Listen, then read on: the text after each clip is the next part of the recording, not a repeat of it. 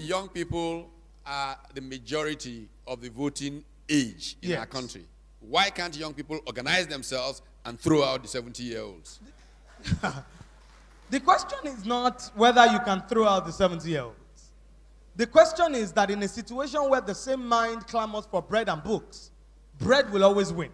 And the political elite of this country have mastered the art because they know that 500 naira and 1,000 naira will make people sell their votes at the polling booth. And so it is not that we young people don't want to organize to take over from you, but it is that your generation has the money to keep our generation aground, and your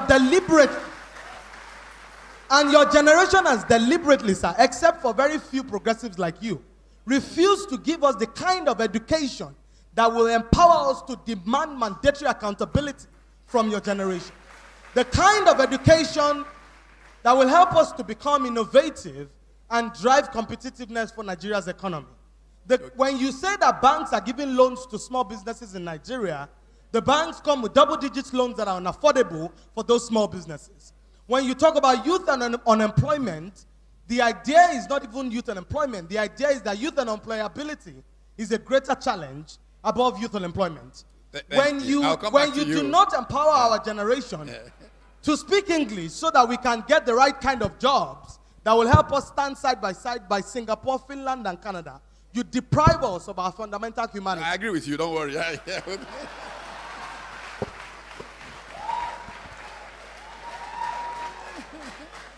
And I'm sorry, Professor Batitomi, I do not mean to be combative or to be activist. This is a platform for reasonable conversation. Absolutely. But I believe that young people like me get the opportunity to speak through to power only once in a while. And I stand here for an entire generation. I cannot curry it for the old people. The policy makers, the captains of industry, the people who make decisions in private companies to sponsor reality shows and refuse to sponsor youth empowerment programs, they sit in this room. And it is therefore important that I put the voice of my generation on the agenda, because I know you people are That's the ones. That's why I started with you.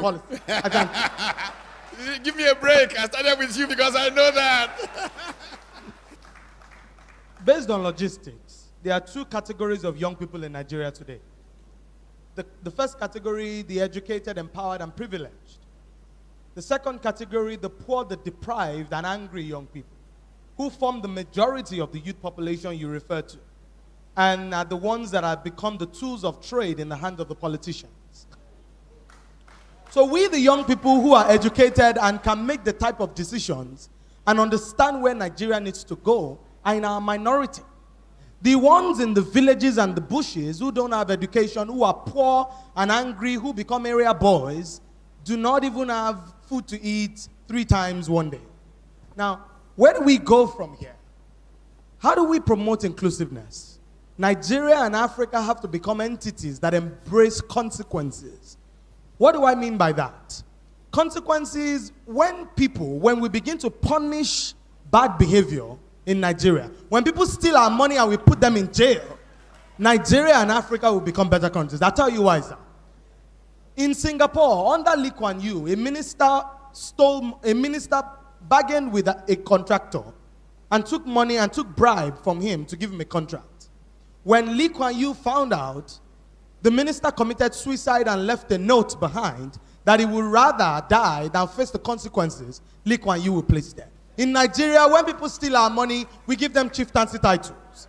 When they steal our money, we give them doctorate degrees. Somebody said that the reason why rich people in Nigeria don't fund research is because there's no substance at the base of their wealth. So when we do not place consequences side by side our actions, we do not send a strong message to the people who have stolen. How do we promote inclusiveness? Number one, we need to be able to embrace the principles of equality, where the children of the rich and the children of the poor can go to public schools because public servants elevate the quality of education in the public schools. Number two, where the children of the poor can get jobs without having connections. When they go to University of Lagos, and go to University of Ibadan, and they are giving the same kind of jobs that people like me who went to Harvard University Kennedy School can get. That is when we become an equal country. A country where the children of the rich go to school abroad and come back to lead the corporations is not a country. We're just simply cohabiting. Why do I say that? As things currently stand, one day, during the Occupy Nigeria protest in 2012, the area boys didn't protest to Oshodi. They didn't go to Agege. They didn't go to Yanokpaja. They went to VGC. They went to Ikoyi. They went to Lagos. They went to VI. It means that they know the homes where the rich people, the children of the rich people stay. And the truth is that in a country like this, where we continue to segregate and keep the children of the poor aground, this country is going to go up in flames one day. People are going to get to a point where they cannot take anymore. And people are going to get to a point where they cannot take anymore. When we create jobs, we cannot, within companies, we cannot decide that, for example, the children of the rich must be superior to the children of the poor. And as we continue to promote the ideas of diversity, of inclusion, of equality, we need to move forward and think about how to strengthen the economy of Nigeria by diversifying.